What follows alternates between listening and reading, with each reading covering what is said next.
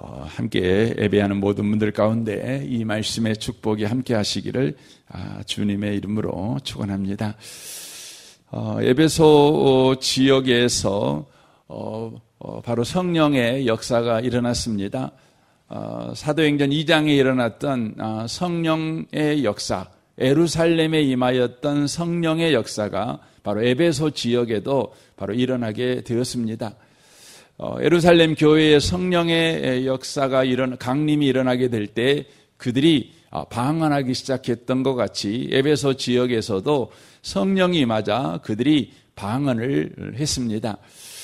방언이 두 가지라고 말씀을 드렸죠. 사람의 말과 천사의 말이라고 하는 것입니다. 사람의 말과 천사의 말, 보통 그 교회 안에서 성도들이 하는 방언은 사람의 방언이 아니라 천사의 말들을 하지요. 천사의 말은 바로 하나님과의 영적 관계를 위해서, 더 깊은 영적 관계를 위해서 하나님께서 우리에게 허락한 은사인데 바로 우리의 영으로 하는 기도다, 이렇게 말씀을 드릴 수가 있는 것입니다.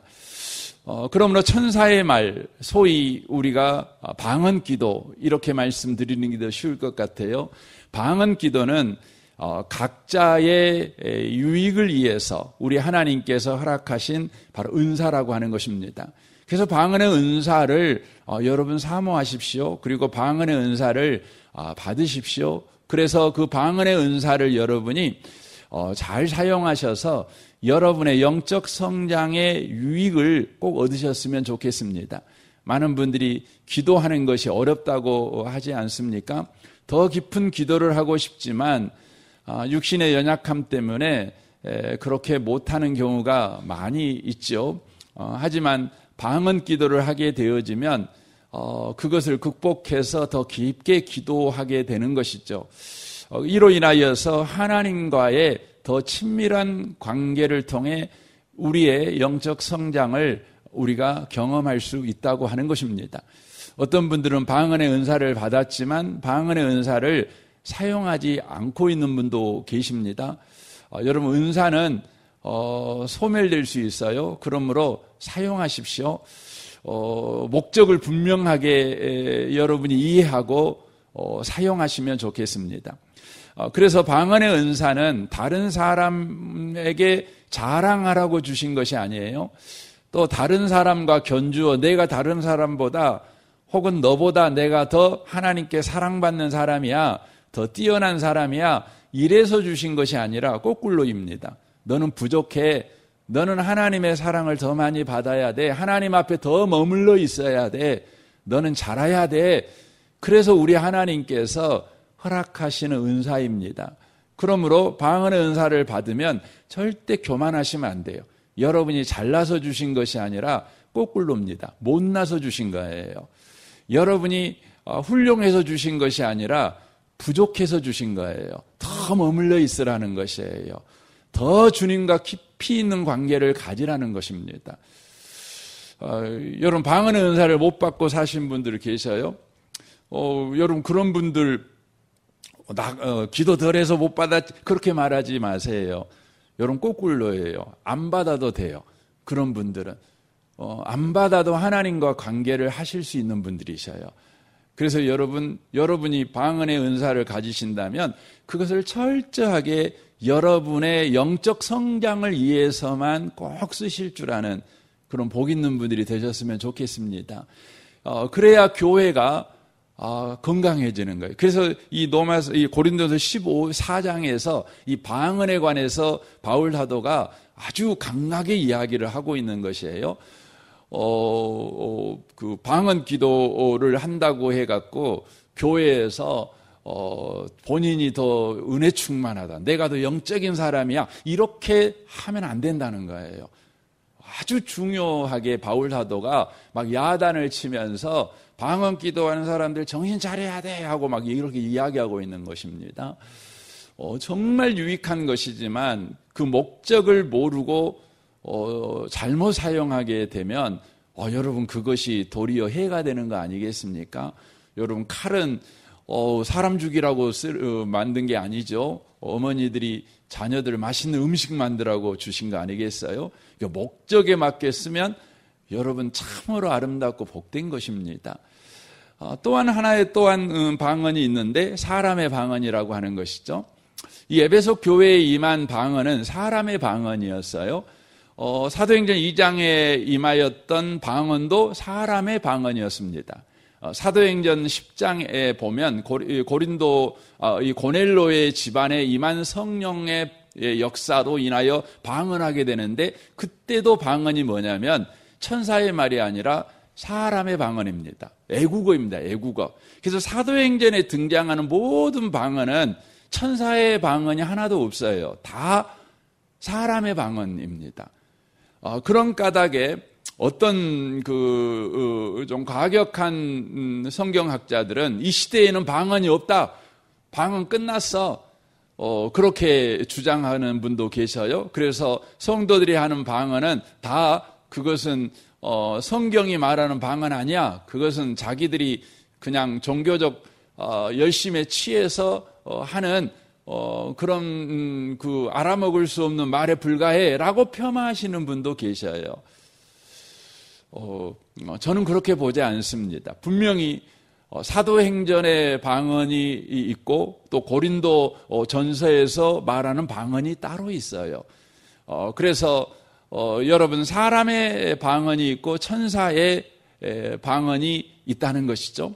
여러분이 천사의 방언을 받았다면 좀 전에 말씀드렸던 것 같이 그 목적에 합당하게 여러분이 지혜롭게 잘 사용하시면 좋겠고요. 이제 사람의 방언, 사도행전에 나타난 사람의 방언, 이것은 이 시대에 안 나타나냐? 이 시대에는 사도행전과 같이 그렇게 자주 나타나는 것은 아닙니다.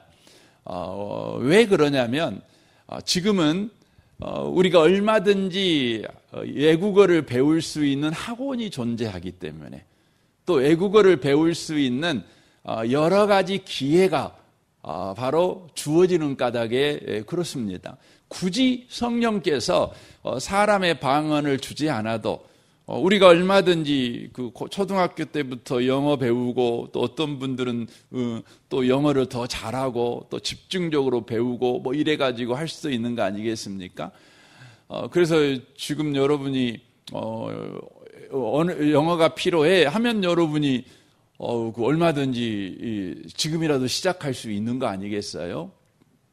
그러나 지금 이 시대에도 사람의 방언이 일어나는 지역이 있지요. 당장 우리 선교사님들이 기본적으로 영어는 하고 갑니다. 영어 공부를 하지요. 그래서 우리 임택 선교사님도 투르키에 파송받기 위해서 몇 개월 동안 영어 공부만 집중해서 해서 어느 정도 수준이 되니까 이제 파송이 되었고, 또 투르키에 가가지고 또 집중적으로 배웠던 것이 뭐냐면 투르키의 언어를 배웠습니다. 거기 가는 현지 선교사님들이, 선배 선교사님들이 그 선교단체가 가지고 있는 프로그램에 따라서 그 언어를 이제 배우게 하는 것이죠. 그런데 투르키 안에서도, 투르키라는 나라가 주민족이 이 투르크인이겠지만 거기에는 또 소수민족들이 많이 있죠. 다른 언어를 쓰는 사람들이 있어요. 그런데 어떻게 하다가 그런 사람들을 만났어요. 근데 그런 사람들에게 충분히 시간이 있어서 내가 그 언어를 배우고 다시 그들에게 복음을 전할 기회가 있다면 상관이 없지만 긴급해요. 지금 복음을 전하지 않으면 안 되는 상황 가운데 놓이는 경우가 있죠. 그때 우리 하나님이 긴급하고 신속하게 바로 사람의 방언, 애국어를 하도록 은혜를 주십니다. 그래서 그들에게 복음을 전하게 하시는 경우가 여러분 종종 이 선교 보고에서 있는 것을 보게 됩니다. 우리가 기억해야 되는 것은 천사의 말은 하나님과 관계를 위해서 하나님께서 이렇게 허락하는 은사라면, 사람의 방언은 다른 언어를 쓰는 사람에게 혹은 그 다른 사람에게 복음을 증거하기 위해서 허락하는 은사라고 하는 것입니다. 그래서 사도행전 2장이나 사도행전 우리가 본문 보고 있는 19장에서는 애국어를 쓰는 사람들에게 복음을 전해야 되는 상황 가운데 있었을 때 애국어를 할 수 있도록 은혜를 주셔서 애국어를 하게 하셨죠. 이것은 기본적으로 애국어를 하는 사람을 만나야 되는 사람에게 허락하는 은사이지요. 그런데 사도행전 3장에 보면 이제 같은 언어를 쓰는 나면서부터 안진뱅이 된 사람에게 복음이 필요하지요. 그때에는 어떤 은사가 하나님이 주셨습니까? 병 고치는 은사를 주셨어요. 그래가지고 이 나면서부터 안진뱅이가 복음을 받아들일 수 있도록 그렇게 하신 것이죠. 또 사도행전 4장에는요, 엄청난 핍박이, 권력자들에 의해서 핍박이 가해지게 됩니다. 그때 교회가 이축될 수 있지만 교회가 하나님의 은혜에 붙잡히자 그 핍박을 바르게 분별해내요. 이게 어떤 일인가, 이걸 분별하는 은혜를 하나님이 주셔요.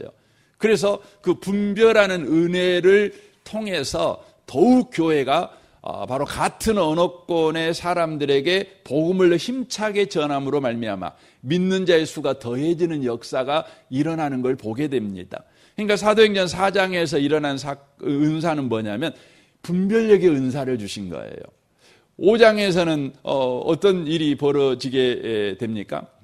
여러분, 5장에서는 이제 소그룹으로 막 모여요. 사람들이 막 모여요. 그래서 가정에서도 모이고 예배당에서도 모이고, 모일 때마다 여러분 예수가 그리스도임을 증거하게 돼요.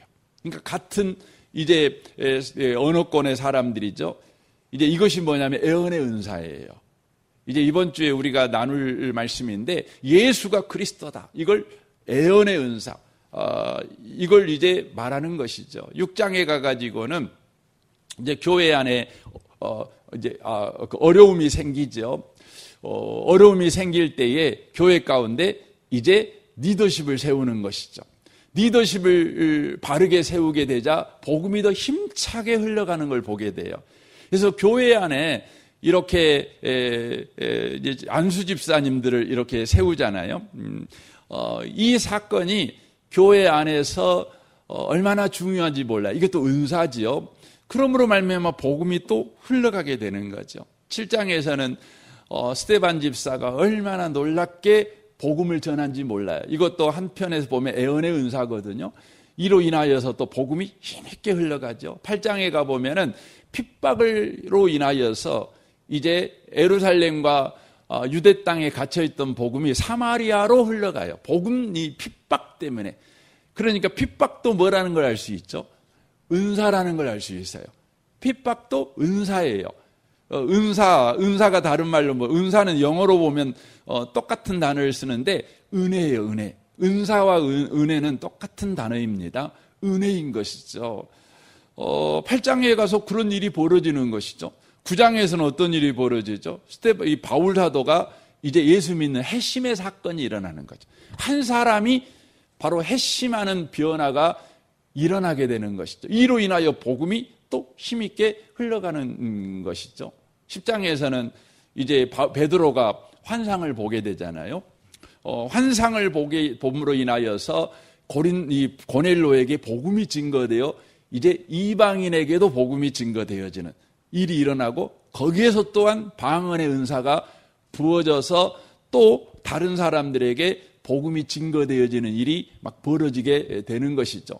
이렇게 계속해서 초대교회 가운데 복음이 증거되어지기 위해서 어떤 상황에는 방언이 필요하고 어떤 상황에서는 병 고치는 은사가 필요하고 어떤 데에서는 애언의 은사가 필요하고 어떤 데에서는 핍박이라는 은사가 필요하고 어떤 데에서는 회심이라는 은혜가 필요하고 이렇게 사람이 예수를 믿게 하는 일에 다양한 은사가 사용되고 있다는 것을 우리가 알 수가 있어요.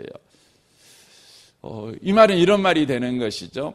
예수를 믿은 이후에 우리에게 일어나는 모든 사건, 사고, 이건 다 하나님이 우리에게 허락하는 은사다, 은혜다, 이렇게 말을 해도 맞는 말이 되는 것이에요. 그러니까 예수를 믿은 이후에 저와 여러분의 인생은 안 믿는 사람들에게 복음을 증거하는, 안 믿는 사람에게 복음이 흘러가게 하는 통로된 인생이라는 거예요. 그래서 아브라함을 부르실 때 하나님이 말씀하셨잖아요. 내가 너를 복으로 만들겠다. 우리로 말하면 너 예수 믿는 사람으로 내가 만들 거야. 이 말하고 똑같은 말입니다. 그리고는 이제 3절에 가가지고는 뭐라고 말합니까? 내가 너를 예수 믿게 만들었으니 내가 너를 복으로 삼았으니 너로 인하여 모든 민족이 복받게 하겠다. 이렇게 말합니다. 그러니까 예수 믿음, 복받은, 복이 되는 인생 이후의 삶은 뭡니까? 복의 통로된 삶이죠. 복의 통로된 삶. 그러니까 예수 믿고 난 이후의 삶은 뭐냐면 저와 여러분은 이미 복을 충분히 받았으니 우리가 받은 복을 누군가에게 흘러보내는 인생을 사는 통로가 되는 인생이라는 거예요. 근데 우리는 이 놀라운 은혜를 이해를 못하지요. 그리고는 예수 믿고 난 다음에 우리는 예수 믿는다는 그 놀라운 지위와 신분을 어디에다 대부분 다 허비하냐면 내가 복받고 사는 일에 다 허비해버려요. 내 문제를 해결하는 일에 다 허비해버려요. 그래서 우리의 기도의 대부분은 뭐예요? 내 문제 해결하는 거예요. 내 복받는 거죠. 여러분 문제가 뭐라고요? 은사예요, 은사. 그러니까 문제 가닥에 누군가가 구원을 받을 수 있는 놀라운 기회라는 것이죠. 이게 이 사건 사고는 다 뭐냐면 통로예요, 통로. 근데 우리는 대부분 예수 믿고 난 이후에 다 내 문제, 내 어려움, 내 괴로움, 내 고독, 내 걱정, 내 염려, 이걸 해결하는 일에만 다 예수 믿는 그 지위와 신분을 다 써버리는 거예요. 남 돌아볼 여력이 없는 거예요. 그래서 예수 믿는 사람들도 다 코가 석자나 빠져가지고 다 그렇게 사는 거예요. 그러니까 예수 믿으나 안 믿으나 걱정하고 사는 건 똑같은데 그 걱정을 당할 때에 그 걱정을 안 믿는 사람도 해결하는 일에 그냥 몰두하는 것처럼 안 믿는 예수 믿는 사람도 해결하려고 몰두하는데 다 써버려요. 그래서 안 믿는 사람은 자기의 걱정을 해결하는 방식이 뭐냐면 더 열심히 살고 더 이 사람 저 사람 쫓아다니면서 부탁하고 밤새면서 고민하고 뭐 이런 방식으로 해결한다면 예수 믿는 사람은 그냥 예수 이름으로 기도하는 것으로 찬양하는 거 이걸 해결하려고 해요. 여러분 예수 이름은요 그런 데 쓰면 안 돼요. 물론 우리 그런 데 쓸 수도 있어요. 그런데 여러분 예수 이름이라는 것은요 구원의 이름이잖아요. 여러분과 저는 예수 이름 때문에 이미 구원받았잖아요. 그러니까 우리에게 일어나는 일은요 모두 다 이제 우리가 뭘로 써야 되냐면 남을 구원하는 용도로 쓰는 거죠. 그래서 늘 질문해 보셔야 돼. 하나님, 내게 이런 걱정할 일을 내게 주셨는데 내게 이렇게 숨도 제대로 쉴 수 없는 이렇게 힘든 일을 내게 주셨는데 이 일을 가지고 주님은 무슨 일 하고 싶어서 그러시는 거예요? 이 일을 통해 주님은 누구를 구원하고 싶어서 그러시는 거예요? 왜 내가 아파야 돼요? 내가 아픈 걸 가지고 주님은 내 주변 사람 중에서 누구를 구원하고 싶어서 그러세요? 이렇게 물어보셔야 돼요.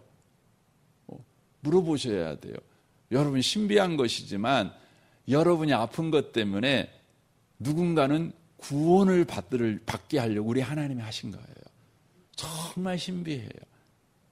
신비해요. 그래서 여러분 괜히 아픈 거 아니에요. 괜히 여러분 어려움 당한 거 아니에요. 그러니까 꼭 질문하셔야 되죠. 여러분 이런 질문은요.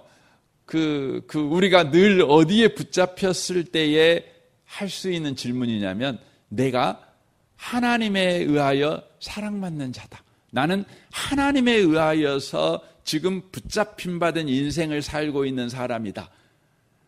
문제가 어떻게 나를 할 수도 없고 내가 가지고 있는 걱정이 내 인생을 어떻게 할 수도 없다. 오직 내 인생은 하나님의 사랑에 붙잡힌 바 된 인생이야. 이 부분에 대한 믿음이 있을 때 우리가 할 수 있는 그런 여러분 질문인 것이에요. 여러분, 하나님이 우리 사랑하시잖아요. 여러분, 하나님이 여러분과 저를 사랑하시는데 여러분과 저를 위험한 데에 내버려 두고 방관하실까요? 여러분들 병이 든 여러분들을 보면서 고소해 하실까요? 여러분, 그렇지 않아요. 여러분과 저의 인생은 예수를 믿었다는 건 이 이후로 저와 여러분의 인생은 하나님의 사랑의 손 속에 있는 거예요. 그러니까 우리가 닥치는 문제는 절대 우리를 위험하게 하거나 손해보게 하거나 우리를 망하게 하는 일이 아니에요. 생명을 얻고도 풍성히 얻게 하기 위해서 그것들을 허락하시는 것이죠. 오늘 본문이 그걸 보여주는 것이에요. 우리에게 각양 은사를 줬어요. 다른 사람 복음 전하라고. 근데 우리는 주신 은사를 그렇게 안 써요. 그렇게 못하죠. 대부분 우리에게 주신 은사도 용도에 따라 쓰는 것이 아니라 그냥 내 뜻대로 나 자신의 유익을 위해서만 쓰는 거예요. 쓰는 거죠. 그래서 지금 성경은 뭐래요? 31절에 보면 그래요. 너희는 더 큰 은사를 사모하라. 내가 또한 가장 좋은 길을 너희에게 보이리라. 그렇게 말합니다. 가장 좋은 길을 너희에게 보여주겠다. 이렇게 말씀합니다. 이 말은 뭐냐면 너희들이 이제부터 내가 말하는 걸 사모해야 돼. 그렇게 살아야 돼. 지금 이걸 말하는 게 아니에요. 너희들이 가지고 있는 그런 은사, 근데 그 은사가 바르게 쓰여지기 위해서 지금 너희들의 인생에 지금 하나님이 하시고 있는 일을 내가 너에게 보여줄 거야. 지금 이 말을 하고 있는 거예요. 보여주신대요. 그리고 13장부터 쭉 이야기해요. 그럼 여기 보면 이제 사람의 방언과 천사의 말을 할지라도 사랑이 없으면 소리나는 울리와 꽹가리가 되고, 뭐 사랑이 없으면 내가 아무것도 아니요, 사랑이 없으면 내게 아무 유익이 없는, 이런 말씀을 보면 여러분과 제가 뭘 구하죠? 대부분 그래요. 하나님, 나 사랑이 없어요. 나는 사랑이 없어요. 사랑하게 해주세요. 이렇게 구해요. 여러분, 그걸 말하는 게 아니에요. 여러분, 31장에 보면 너에게 가장 좋은 길 어쩐다고요? 보여준대요.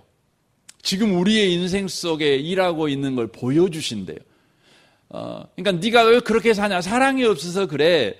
이렇게 말하는 거잖아요. 1절부터 3절. 그래서 너 사랑을 구해라. 지금 이 말을 하고 있는 것이 아니에요. 네가 이웃사랑을 안 하고 있어서 문제야. 지금 이 말을 하고 있는 것이 아니라 지금 네 인생 속에 역사하고 있는 하나님의 사랑을 네가 못 봐서 그래. 이거 이야기를 하는 거예요. 그러면서 4절부터 하나님의 사랑을 이야기해줘요. 사랑은 오래 참고. 여러분 생각해 보세요. 사랑은 오래 참는데요. 그럼 뭐가 생각나요? 하나님이 생각나죠. 여러분, 오래 참는 사랑 하나님밖에 못해요. 하나님밖에 못해요. 여러분, 이 오래 참고가 뭐예요? 오랜 고통이라는 말이에요. 고통. 우리의 못남이 주는 고통. 여러분 배우자가 못나서 이 배우자에게 또 고통을 주잖아요. 여러분, 인간이 못나서 하나님에게 고통을 주죠. 근데 우리는 고통받으면 못 참잖아요. 여러분, 그 부부관계에서 잘해주면 아유, 당신이 나 사랑해 좋아 그러지만 여러분, 고통을 줘보세요. 그것도 그냥 어지간한 고통이 아니라 지속적인 그런 고통을 줘보세요. 참을 수 있는 사람은 없어요. 당장 이혼하자고 하겠죠. 근데 예수님은요, 우리가 못나서 예수님 양손에 못을 박아버리잖아요. 머리에 가시관 씌우잖아요. 발에 그냥 못을 박아버리잖아요. 그래도 예수님은요, 참으셨어요. 안 내려왔어요. 십자가에서 안 내려왔어요. 우리는요, 그냥 남편이 조금만 고통 주면 아내 자리에서 벙 내려눕니다. 아내가 조금만 힘들게 하면 남편 자리에서 신속하게 내려눕니다. 그래가지고 남편의 역할을 안 하죠. 아내의 역할을 하죠. 폭력배 역할을 합니다. 갑자기 폭력배가 돼버려요. 그러잖아요. 여러분, 그렇게 사십시오. 이렇게 말 못해요. 저도 그렇게 못해요. 어지간히 하니까 버티고 살지. 여러분, 예수님처럼 내 아내가 그냥 노마병정처럼 저를 예수님 십자가에 못 박듯이 그렇게 박아놓고 밑에서는 그 희으덕거리고 또 뭐 뺏어 먹을 것 없는가 하고 뺏겨 갖고 제비뽑기 하고 앉아 있고 그러면 참겠어요? 못 참죠. 근데 예수님은 참아요. 이게 오래 참음이에요. 예수. 그러니까 여기 사랑은 오래 참고 그럼 뭐가 보이냐? 하나님, 사랑은 하나님. 그 말이에요. 그러니까 그 뒤에 보면 사랑은 온유하며 이 온유하며 이 말은 뭐예요? 예수 사랑은 하나님 이 말이 되는 거예요. 예수님 이 말이 되는 거죠. 하나님이 우리 사랑한다는 거예요. 우리 사랑한다는 거예요. 시간이 많이 가버렸어요. 제가 이야기만 하고 마쳤으면 좋겠습니다. 그 우리에게 주신 모든 상황, 모든 또 능력 이게 다 은사인데 내 이웃을 사랑하게 하기 위해서 이웃에게 복음을 전거하라고 흘러가게 하라고 이를 위해서는 하나님이 나 사랑한다는 거 아셔야 돼요. 베트남에 한 선교사님이 파송받아 갔어요. 이분은 베트남을 파송받아 갈 때 정말 베트남을 사랑했어요. 그래서 그 민족을 내가 품어야지 하고 갔어요. 근데 베트남에 갔더니 사랑했던 베트남 사람들이 자기를 무시하고 깔보고 힘들게 하고 베트남에서 너무너무 고통을 받았어요. 몸도 다 망가지고 마음도 무너지고 이제 베트남 사람들 꼴도 보기 싫어요. 그렇게 사랑해서 베트남에 갔는데 베트남만 생각하면 눈물 철철 흘리고 저 민족을 살려주세요. 이렇게 기도했던 사람이지만 베트남의 현장에 가서 베트남 사람들과 실제 부딪혀 보니까 너무너무 힘든 거예요. 다 망가져가지고 한국으로 도망가 버렸어요. 네.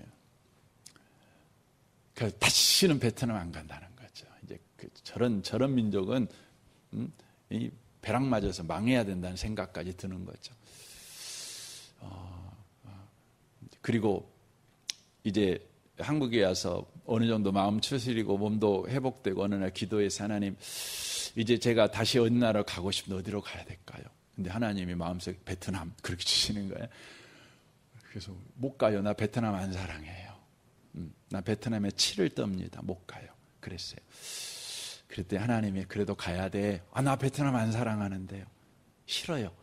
그랬더니 주님의 음성이 들렸어요. 내가 베트남 사랑한다. 내가 사랑하니까 가. 야, 선교는 네가 사랑한 게 가는 것이 아니고 내가 사랑하니까 가는 거야. 우리는요 보통 내가 사랑하니까 하거든요. 그렇죠? 예. 주님이 사랑하니까 가는 거예요. 예. 여러분과 제가 그렇죠? 주님이 사랑하니까 우리가 예수 믿는 거예요. 내가 예수 사랑하니까 예수 믿는 게 아니에요. 주님이 나 사랑하니까 내가 예수 믿는 거예요. 예. 여러분 오늘 하루들 살아갈 때도요. 내가 주님이 나 사랑해서 여기 살고 있지. 예. 주님이 나 사랑해서 내가 지금 여기까지 왔지. 근데 지금 이런 일이 일어났어. 그러면 이거 분명히 누군가를 구원하라고 하나님 내게 주신 거야. 여러분 오늘 또 주님이 여러분 사랑한다는 이 노래 마음껏 부르고 오늘 하루 사십시오. 주님이 여러분 사랑한다는 거 순간순간 여러분 생각나셔서 여러분에게 일어나는 모든 일을 누군가를 구원하는 귀한 일로 그렇게 쓰실 줄 아는 그런 성숙한 분들이 되시기를 주님의 이름으로 축원합니다. 아멘. 우리 같이 기도하겠습니다.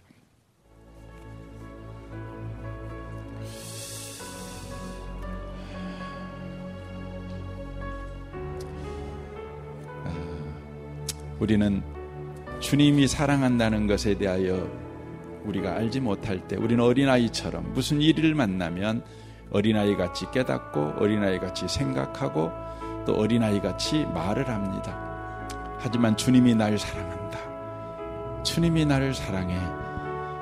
이 사랑에 온전히 붙잡힌 장성한 사람이 될 때 우리는 비로소 어린아이의 일을 버리고 복의 통로된 삶을 살아낼 수 있습니다. 주여 우리에게 이 아침에도 주님이 날 사랑해.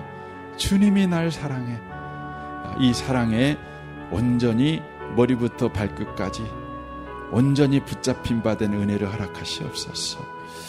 이런 은혜를 구하시면 좋겠습니다. 내일 주일입니다. 내일 주일 예배를 위해 기도할 때 내일 주일 예배를 통해 다시 한번 하나님의 사랑에 온전히 붙잡힌 바 되는, 하나님의 사랑이 우리 인생을 바닷물이 섬을 감싸듯 그렇게 감싸고 있다는 것을 아는 주님, 내일 예배가 되게 하여 주옵소서.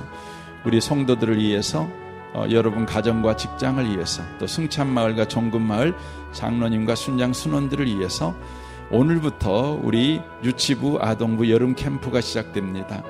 10시에 시작되는데 또 섬기실 분들은 9시 50분까지 여러분 와주시고, 혹시 시간이 되시면 한 10분이라도 잠시 들려서 또 기도해 주시고 격려해 주시고 가셔도 참 좋겠습니다.